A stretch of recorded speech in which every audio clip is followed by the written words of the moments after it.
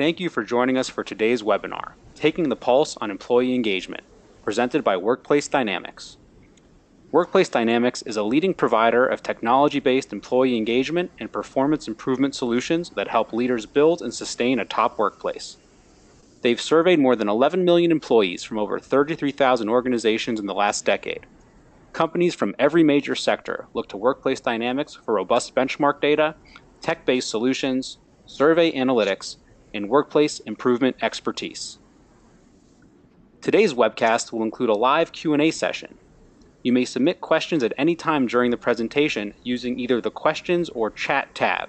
Both are located on the GoToWebinar control panel. It is now my pleasure to introduce your host for today's presentation, Fraser Marlow.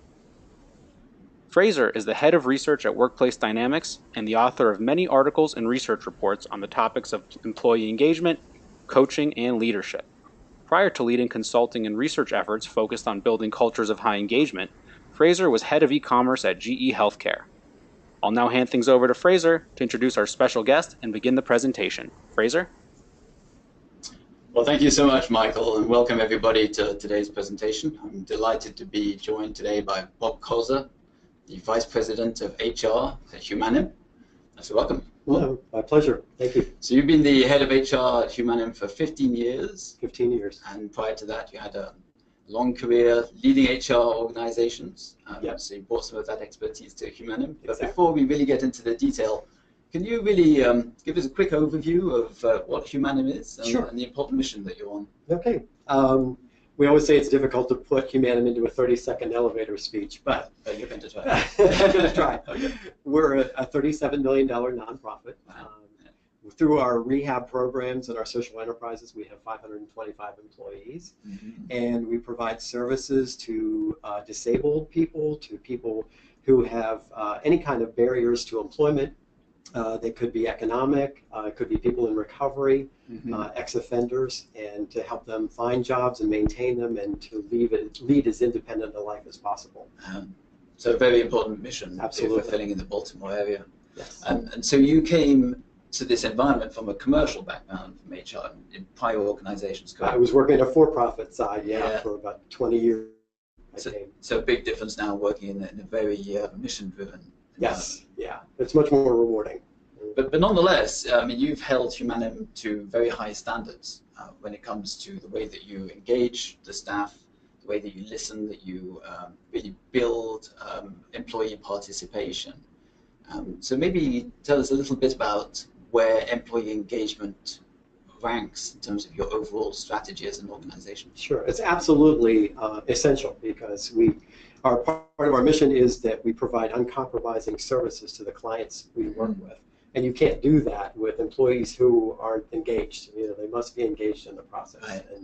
And we have found, or I've found through the survey doing since I got there, that the people want to make a difference in someone else's life. Those are the people that we attract, and those are the people that we keep. So they're very engaged in the mission of the organization. Amazing. And so, as I say, you've really set a high bar for yourself. Every year you take part in the Top Workplaces program in Baltimore, Yes. organized by the Baltimore Sun. Correct.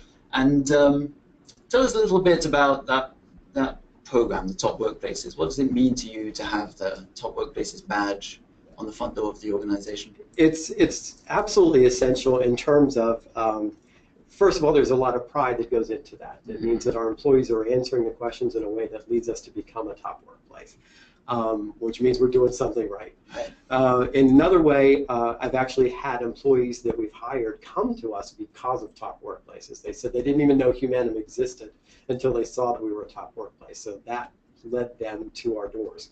And so within that program, you are, I'm not going to say up against, but you are benchmarked against many other organizations, for-profit organizations, government entities, school districts. Do you really draw inspiration from these other organizations when it comes to your own initiatives? Absolutely. I mean, in terms of being measured against the benchmark, we can see that in many cases we're above the benchmark, and that leads to a lot of pride in the fact that we're doing things correctly.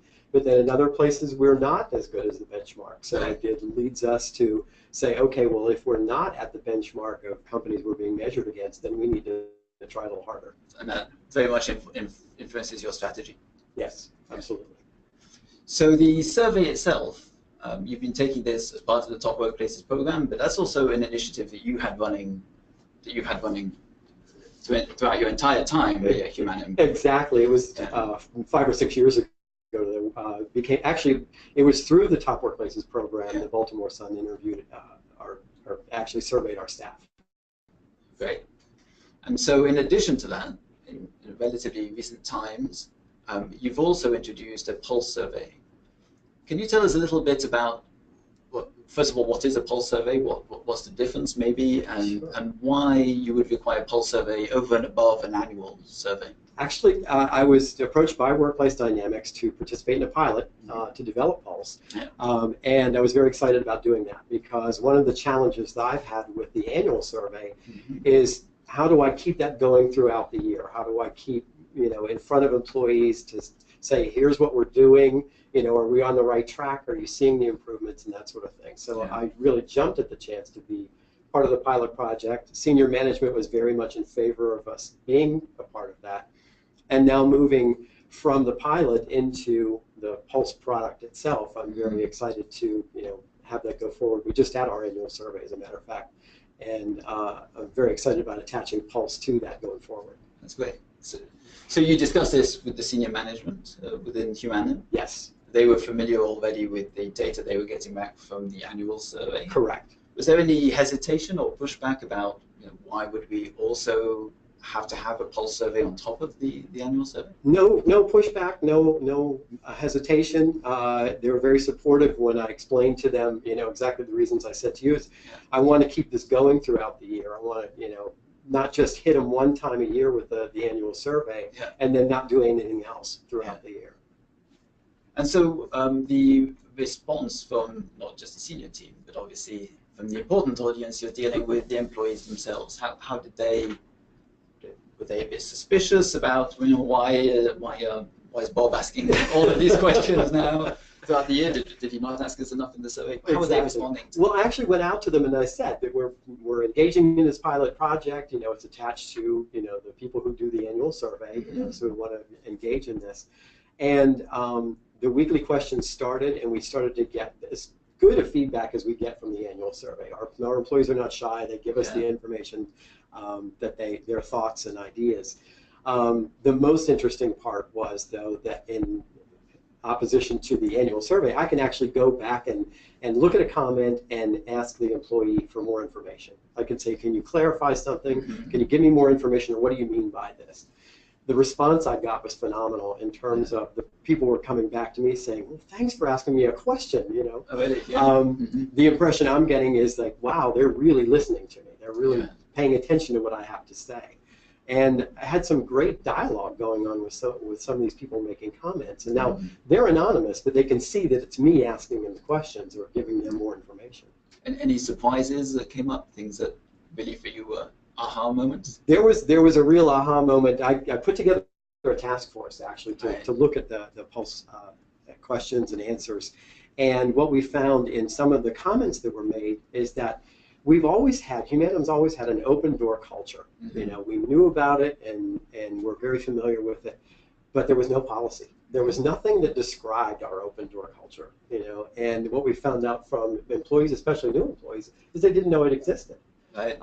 And some of the older employees who would make comments saying, I know that it exists, I know I can approach any VP or an officer, but I don't think the new employees know that, so you should put it in orientation and let them know. Yeah. Did you see a change following that? Did that? Absolutely, yeah, because we actually put together a policy. It hasn't been issued yet, but we put an open door policy together with the help of the task force and management team. And then we're actually adding the open door language into the orientation session. So do you feel that sort of course correction on the culture is something that doesn't necessarily fall out from the annual survey?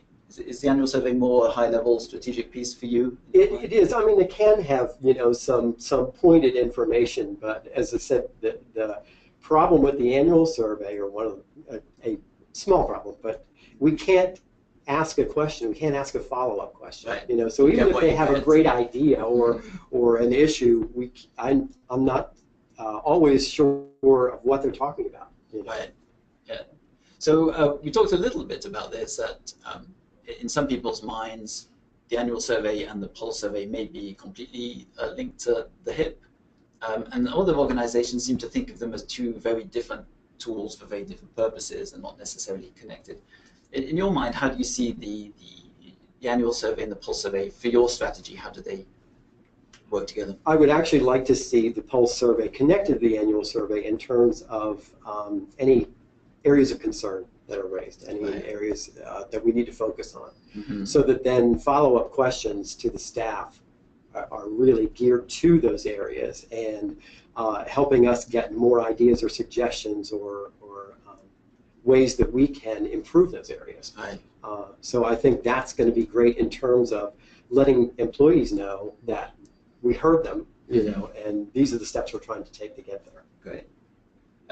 From your experience, has there been sort of a ramp-up time? Do you think this is a kind of process that many organizations are now introducing, but it does take a certain while to figure out exactly how to use it? Absolutely. In the best way, there's a ramp-up. And it's difficult for us in that 75% of our employees are not in a building, they're not in front of a computer. You know, you don't see them face to face. And many of them may not even have a computer at home. Right. So it's how do we get to them? How do we hear them? How do we communicate to them? And that's been a real struggle for the task force too. Is okay, now we're getting these pulse responses and we're acting on them. Yeah. How do we communicate that to staff? Yeah, absolutely. Are you seeing a change with the senior leaders now saying, oh, hold on, we have a pulse tool now, I could, you know, I have this question that came up in a meeting, could we possibly use pulse for Exactly. that? It's funny because while I was sitting here this morning, an issue came up with one of our programs, and I said, you know what, I'm at Workplace Dynamics, let me raise that issue with them, because there was a thing that we want to survey one segment of the staff. Absolutely. So I know we have lots of HR practitioners who have joined us today on the call. We have a couple of hundred people on the webcast.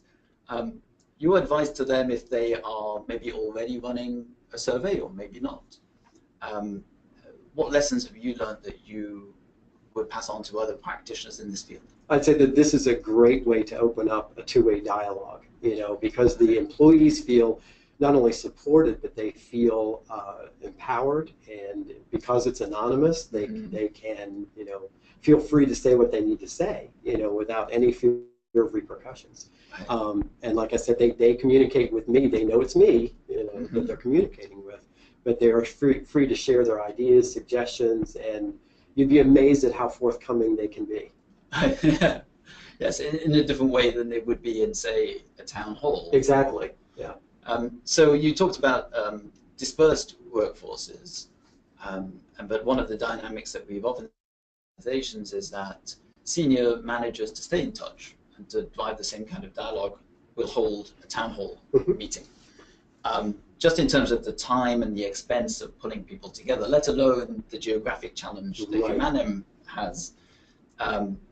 You know, sometimes what we find is that a pulse survey allows you to gather data in actually a much more cost-effective way by the time you've added up the time of putting everybody in a room. Yeah. In some respects, some of our programs can easily bring a town hall together because you're dealing with staff who are on site. You know, it's like, hey, let's have a town hall on Friday afternoon. You know? But many of the other programs, you know, the staff is not in a building. They're out in the community, and pulling them together is impossible. Right. You know, in fact, a lot of these people have second jobs. You know, they have other jobs.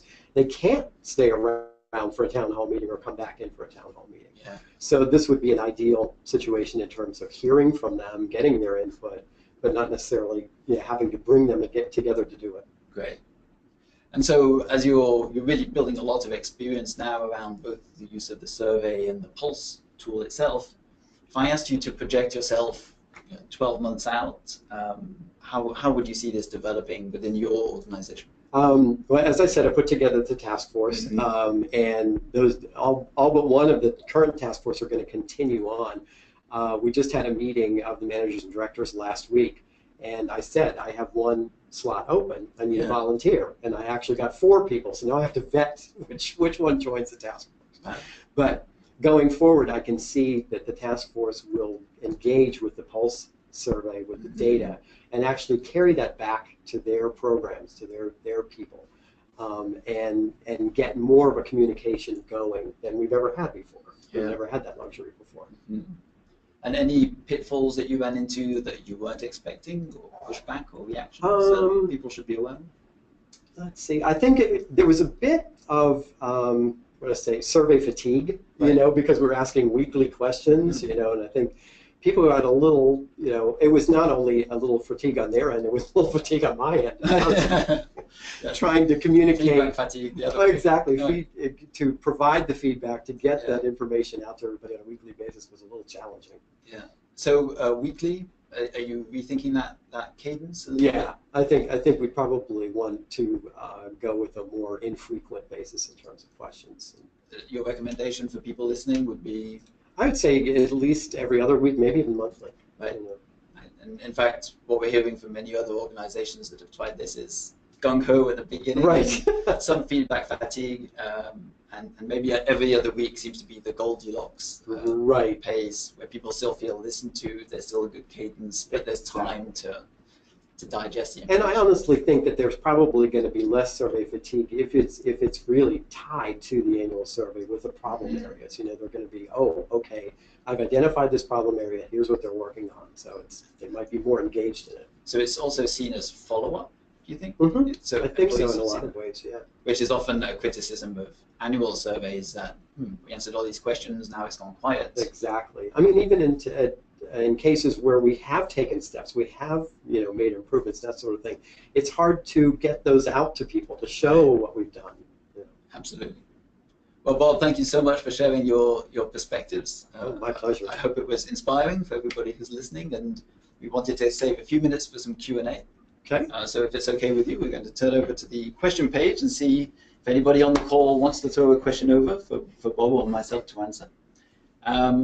So let me see, we've got a few showing up on the board here. How does pulse data differ from the annual survey data? We talked a bit about that. Yeah. Can you elaborate a bit on the type of data you've seen? The annual survey is really a snapshot in time, and for better or for worse, our turnover rates are fairly high. So, we're hearing the nature of your business. Yeah, really? in many ways, yes. And we might get a snapshot of information at that point in time, but that staff is no longer there at the next year, when we hit them again, and it's a whole new group of people that are answering the questions. So you're not really having consistency in terms of year-to-year surveys. Right. With the pulse data, you're getting that on a weekly basis. So even if there is turnover, you're having much more consistent consistency in terms of the employees you're asking the question. Right.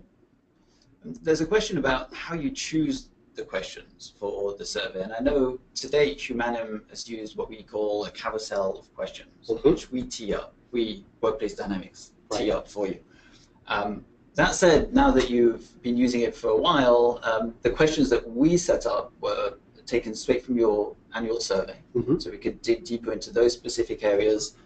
I think now you're at the point where you're ready to start plugging in your own questions. Right? Yeah. So I hope, first of all, that answers the question that came up about how the questions are picked. Right, and as I mentioned, the issue that came up this morning, that would be a question that we would want to send out, to that, at least that group of people. Do you see any risks there of opening up Pandora's box? Now suddenly senior management can jump in and say, hey, we should ask this question. Do you think the tool will kind of lose its focus a bit? I don't know that it's going to lose its focus, but I can certainly see the ability of senior management or even a manager to say, I want to dig into this one area. I think there might be some issues going on that I want to dig into. So we might get a lot more requests for specific questions, for specific data that they're looking for.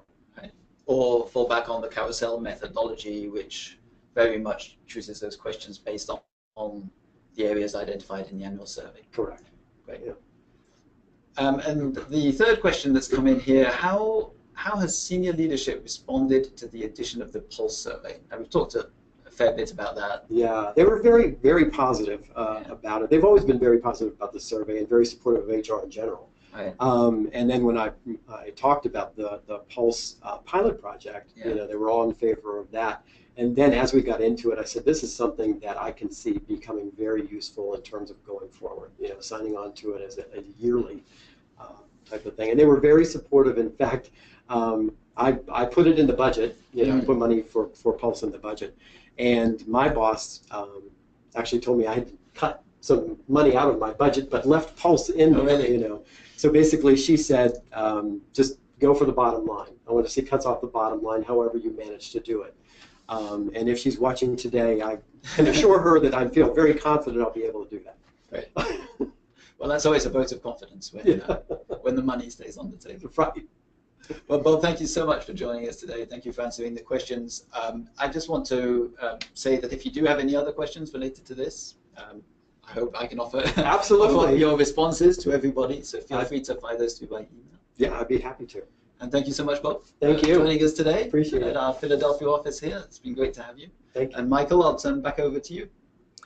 Thanks, Fraser, and thanks to Bob Causer and all of you for joining us today.